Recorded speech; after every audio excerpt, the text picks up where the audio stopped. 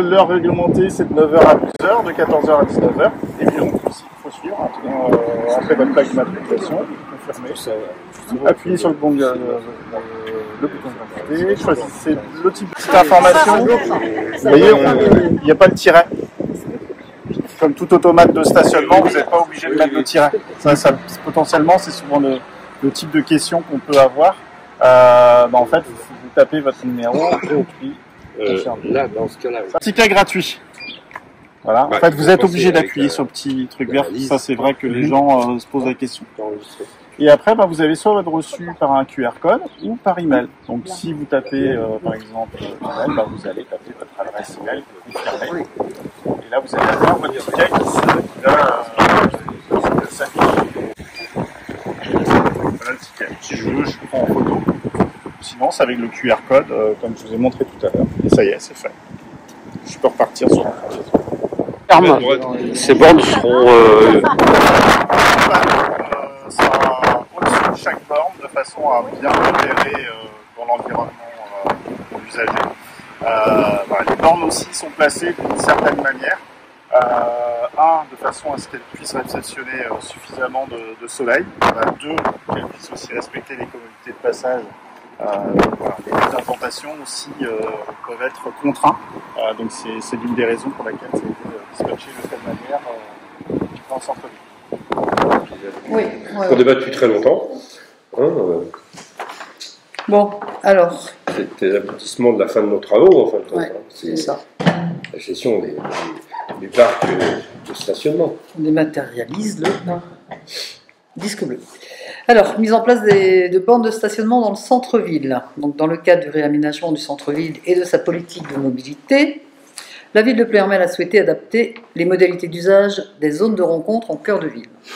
Alors, ceci ayant pour objectifs principaux soutenir les équilibres nécessaires à la préservation d'un centre-ville attractif pour l'accès aux services ainsi qu'au commerce. Privilégier également la cohabitation raisonnée des piétons, des cyclistes et des véhicules motorisés. Donc la politique de stationnement doit bénéficier de nouvelles offres en privilégiant des stationnements de longue durée sur les parkings en périphérie directe du centre-ville, c'est-à-dire tous les parkings zone blanche, parking du Tournisset, parking Mistringue, les Carmes, place de la Gare. Voilà, là on n'y touche pas. Si on y reste pour la matinée ou l'après-midi, c'est souhaitable de les stationner sur ces parkings-là. Donc, considérant l'obsolescence du disque de stationnement qui ne pouvait garantir un contrôle efficace du stationnement, il convenait d'adopter de nouvelles technologies, telles que les bornes de stationnement pour assurer la gestion de la durée de stationnement des véhicules. C'est pourquoi va être instauré progressivement un dispositif par automate. Ce procédé permettra à l'usager de renseigner le numéro d'immatriculation de son véhicule lors de son arrivée et au service de contrôle de vérifier la durée de stationnement. C'est-à-dire, si on va sur une zone bleue, on trouve n'importe quelle borne de stationnement, on n'est pas obligé de prendre la plus proche, on va aller saisir son numéro d'immatriculation. Ceux qui le souhaitent auront un reçu numérique, ou alors ils prennent en photo pour avoir la preuve, comme quoi ils ont bien saisi leur numéro, mais ce ne sera pas une obligation, mais ceux qui le souhaitent, ils peuvent avoir un reçu numérique. Donc, les usagers pourront stationner gratuitement jusqu'à 3 heures de temps par jour, c'est-à-dire 1h30 le matin, 1h30 l'après-midi. La pause entre midi et 2 est gratuite. Il n'y a pas de... j'arrive à 10 h sur une zone bleue, je saisis mon immatriculation sur n'importe quelle borne. Et donc, à partir sur cette 1h30, je peux me déplacer en centre-ville sur n'importe quelle zone bleue ensuite. Je n'ai pas à ressaisir mon numéro. Mais c'est gratuit, bien sûr, c'est gratuit. C'est comme le disque bleu. Par contre, l'après-midi, on doit réenregistrer à nouveau, si on revient l'après-midi. Même quelqu'un qui arrive vers 11h, 11h30 en centre-ville, il va saisir son numéro, ça va l'emmener jusqu'à 3h, parce qu'à midi, ça s'arrête. Par contre, s'il reste un peu plus longtemps au-delà des 3 heures, il doit retourner saisir, parce que c'est l'après-midi. Oui, parce que les 1h30 seront faites à partir du matin, et si à 15h, je sais pas, il est en train de se restaurer, il dit oh là, j'ai encore, il faut qu'il aille ressaisir à nouveau. Chose qui n'était pas existante jusqu'à présent, puisque si on suit la réglementation de la zone bleue telle qu'elle était applicable aujourd'hui, c'était de 8h30 à 19h sans coupure méridienne. Donc là, c'était une demande, effectivement, des commerçants auprès de la collectivité, d'avoir cette coupure méridienne. Donc voilà, celui qui ne sera pas enregistré ou dépassera son temps d'une heure 30, qui sera donc vu par la police municipale, s'exposera à une amende de 35 €, comme un disque bleu. Voilà. On reste sur un contrôle humain. Pour l'instant, le contrôle humain reste de rigueur. La seule différence, puisqu'il y avait une question aussi à savoir, hein, le respect, effectivement, la confidentialité au niveau des plaques d'immatriculation, etc. Ce sont deux systèmes qui sont complètement autonomes, entre guillemets. Donc, il y a celui de l'automate qui va gérer effectivement la transmission. Par contre, ils se transmettent avec des terminaux de verbalisation. Donc en fait, l'agent qui se présentera devant le véhicule pour effectuer son contrôle va scanner la plaque d'immatriculation et il saura à partir de quand le véhicule s'est enregistré et potentiellement le temps dont il a dépassé aussi en termes de temporalité. Une question qui s'est posée, est-ce que finalement il y aura une confirmation aussi? Alors ça oblige les personnes à faire 2 fois la plaque d'immatriculation ou de confirmer. Donc en fait, il peut y avoir, mais au moins à un moment donné, on va confirmer que c'est bien sa plaque d'immatriculation, et donc la personne va pouvoir lire, ah bah oui, c'est bon, donc je valide. Et comme je disais tout à l'heure, de toute façon, il y a la possibilité d'avoir un reçu numérique, pour celui qui le souhaite aussi, pour justifier qu'il était bien. Même s'il y a une erreur, voilà. Parce que dans le ticket numérique, en fait, une fois que vous avez validé, vous avez l'écran va s'afficher comme vous avez votre ticket. Après, vous avez les options, soit le scan QR code, soit potentiellement vous l'envoyez par adresse mail. Donc il y a possibilité d'avoir de saisir une adresse mail sur la borne. Oui. Ah oui, non, mais par contre, ce ne sont pas des banques qui n'impriment pas de ticket. Non, parce que ça vous évite de retourner à votre véhicule et puis. Non, mais pas pour les poser, mais pour les avoir Aujourd'hui, de toute façon, maintenant, la majeure partie des bornes sont, même pour le stationnement dans les grandes collectivités, c'est la dématérialisation de toute façon du ticket. Plus de ticket, plus de papier. Plus de ticket. Et comme pour les autres contraventions, quand ça se passe en zone bleue, ce sera la même chose. On indiquera à la personne de contester via l'adresse qui sera mentionnée sur l'avis de contravention. Si on scanne le QR code ou voilà, vous avez une preuve matérielle, enfin, malheureusement, si c'est une personne qui de la lecture de la borne, si c'est une personne qui enregistre une mauvaise plaque, vous n'aurez pas le justificatif. Et il sera une période d'adaptation pour les gens? Bien sûr. Alors on a déjà, donc les bornes sont mises en place, elles sont déjà, entre guillemets, opérationnelles. Donc si les gens veulent effectivement regarder comment ça fonctionne, il n'y a aucun souci. Voilà, pour l'instant, il n'y a pas encore le lien avec les terminaux de verbalisation, c'est en train de se faire. Et il y a un accompagnement aussi aux personnes, on en a déjà. Malgré les conditions climatiques de vendredi, donc on a tenu un petit stand sur le marché où les personnes étaient attentives et sont venues régulièrement et ont apprécié que le système soit simple en termes d'utilisation. c'est à partir de quand? Alors je ne sais pas, parce qu'officiellement non, c'est pas encore. La mise en place, logiquement, est lancée le 3 février. Voilà. Et on sera tolérant quelque temps, je pense. Non. Non. Non, bien sûr, ce sont des nouveaux usages, donc ça nécessite forcément un accompagnement. Les agents sont d'autant plus présents de façon à familiariser les personnes sur l'usage, et donc avec une sensibilisation là-dessus. Après, il y a encore des signalétiques qui sont à poser, donc alors, comme je le dis bien souvent sur l'automate, ne cherchez pas la fente pour glisser votre pièce de 1 €, il n'y en a pas, c'est gratuit, il faut juste appuyer sur le bouton où on inscrit sa plaque d'immatriculation et il y aura un panneau d'information au-dessus parce que voilà, ce sont des automates de gestion du stationnement, ce ne sont pas des autorodateurs de stationnement payant, donc ils n'ont pas la même configuration et la même physionomie que les horodateurs de stationnement payant. Donc effectivement, ils ont quelque chose qui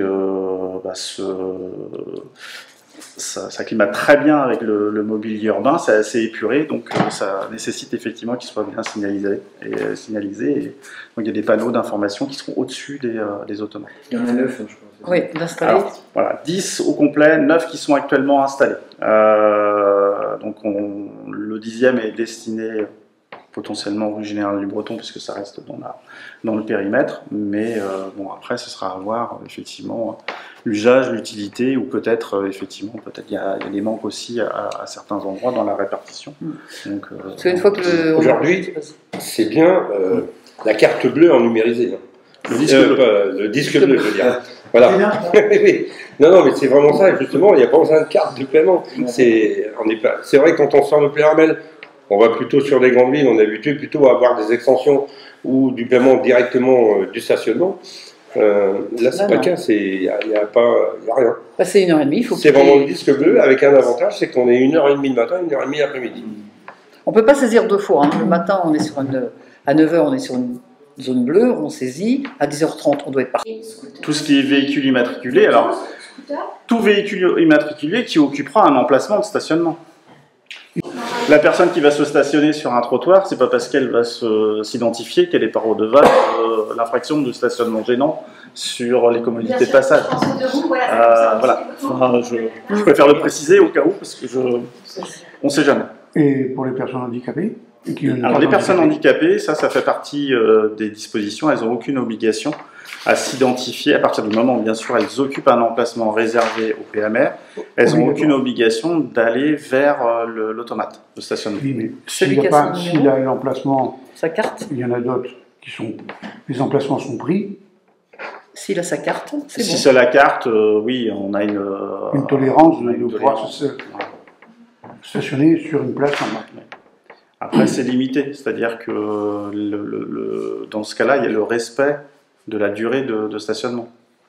Oui, ça dépend si la personne reste une demi-heure ou si elle reste... Non, mais je veux dire, à partir du moment où elle est sur le stationnement réglementé, elle pourra rester le temps qu'il lui est attribué en termes de durée. 1h30. Voilà. Si effectivement il n'y a pas d'obligation d'aller s'identifier à la borne, mais si par contre le véhicule reste toute la journée, elle peut être redevable de l'infraction. Sauf sur les emplacements handicapés. Sauf sur les emplacements handicapés, puisque c'est prévu. D'accord. Panneaux pour indiquer les zones Zone de rencontre. À partir du moment où vous allez passer dans Pleyramel et que vous passez la zone de rencontre avec les totems gris qui sont implantés à chaque zone périphérique du centre-ville, vous rentrez dans la zone de stationnement réglementé. Et donc là, les bornes sont aussi placées d'une manière assez visible dans les lieux stratégiques, de façon déjà à être vues par l'usager. Les panneaux vont plus surplomber les automates, donc ce sera visible. Et encore une fois, la personne qui effectivement peut se stationner à un endroit, n'a pas vu immédiatement que la zone était réglementée, elle passe à côté d'une borne, elle s'identifie avec son numéro d'immatriculation, elle n'est pas obligée de retourner pour valider ou déposer un ticket ou quoi que ce soit. Voilà, elle repart. Vous serez présent à nouveau sur le marché?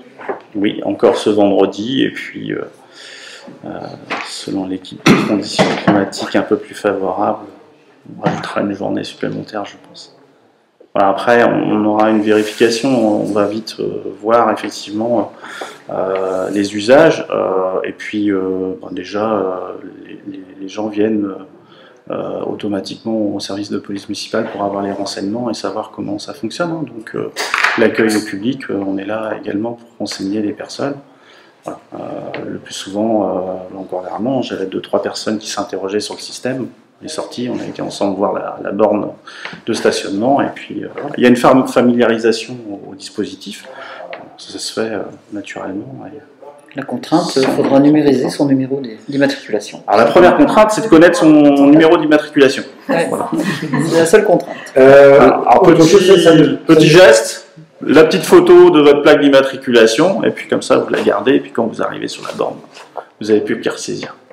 Peut-être que c'est favoriser la gestion de contrôle et aussi éviter que la personne qui n'a pas de son disque de stationnement se fasse verbaliser. Et plus souvent, on l'entend, nous, enfin c'était ce qu'on a entendu, c'est ce qu'on constate régulièrement. Les gens n'ont plus de disque de stationnement, ou l'ont pas, ou c'est plus rendu dans les usages. Donc cette gestion de contrôle en est facilitée. Autre point, ce sera aussi un outil statistique entre guillemets de savoir et de connaître les fréquentations en termes de stationnement pour les parkings et autres, et de permettre à un commerçant qui souhaite s'installer de savoir, tiens, finalement, on a une zone de passage sur ce secteur qui concerne tant de nombre de véhicules. Alors c'est pas des... Voilà, mais au moins on a ces données statistiques, à savoir que on a eu tant de saisies sur un ordinateur qui concerne une zone concernée, et sur tant de temps, entre guillemets. En termes clairs, il n'y a pas un changement à proprement dit de la gestion précédente de la zone bleue. C'est clairement une amélioration de la gestion de la zone bleue, de façon à ce que effectivement les usagers en trouvent l'usage plus facilité, et en termes de visibilité également. Il y a quelques demandes effectivement de certains riverains, et une fois qu'on a expliqué qu'en fait à partir du moment où 19h la zone de stationnement est libre, en fait ils se sont rendus compte qu'ils pouvaient se stationner librement, notamment aussi pour des personnes qui en fait voilà, ils travaillent en dehors de Ploërmel ou à l'extérieur du centre-ville, ils reviennent le soir. Bon, ils rentrent un peu plus tôt, il est 17h, qu'est-ce que je fais? En fait, potentiellement, ils peuvent saisir leur plaque d'immatriculation et ils vont être tranquilles jusqu'au lendemain matin. Voilà, et même pour ceux qui vont rentrer plus tard, après 19h, j'ai envie de dire qu'ils sont tranquilles jusqu'à 9h30 le lendemain matin. Sachant qu'en plus, la zone de stationnement va être, 9h30, même un peu plus, puisque la zone de stationnement réglementé s'arrête de 19h à 9h. Donc en fait, le riverain, ils sont vite rendus compte qu'ils n'avaient pas forcément un besoin nécessaire d'un emplacement à proximité, et finalement les parkings en zone blanche est suffisant. Donc pour l'instant, on n'a pas eu de demande émanant des riverains qui aillent dans un sens de demande d'abonnement ou quoi que ce soit. La seule contrainte, c'est qu'il faut aller enregistrer. C'est ça. S'ils arrivent avant. C'est ça. Avant ou le matin, oui. Mais les gens vont vite prendre connaissance de ça, vont vite s'adapter. Ça fait 3 ans qu'on était en travaux sur le centre-ville. C'est vrai qu'on avait perdu les règles de stationnement, le disque bleu, on ne savait même pas où il était. Il n'y avait pas, la volonté était de ne pas verbaliser les gens non plus. Avec la présence des travaux, c'était pas évident. Nous avions repris la zone bleue, c'était flagrant que, alors déjà, effectivement, il y avait de mauvaises habitudes qui avaient été reprises. Malgré cela, on se rend compte qu'aller sur un usage de 60% à 70% des véhicules n'ont pas de disque de stationnement. Donc à partir de là, il fallait trouver un outil qui permette de répondre à l'exigence effectivement du respect de la zone réglementée. Là, c'est d'autant facilité pour l'usager, il n'a pas de disque de stationnement, il va s'identifier automatiquement, il reste sur une zone géographique qui est assez large pour trouver un automate, il n'est pas obligé de retourner à son véhicule, l'outil est très simple d'usage. Beaucoup d'interrogations ont été données aussi pour les personnes âgées. Voilà, par expérience ou par recul, aucun problème. C'est des écrans qui sont assez larges, même s'ils sont tactiles, c'est très facile d'usage.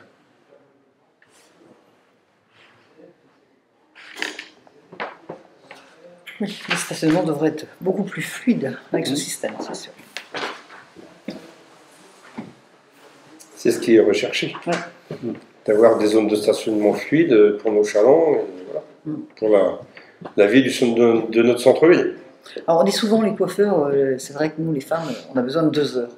Il suffit de prendre son rendez-vous à 10h30 et on est tranquille jusqu'à 12h30. Ça reste aussi, si mettons au bout d'1 an ou plus, on voit que ça peut se paramétrer différemment, c'est des choix liés aux élus de la ville. Initialement, le disque bleu, on avait le droit qu'à une seule fois par jour. Je l'ai appris, je ne le savais pas. Oui, après. Avant, on avait le droit qu'une seule fois par jour. Mais c'était incontrôlable. Mais la législation, c'est la gestion du incontrôlable. En fait,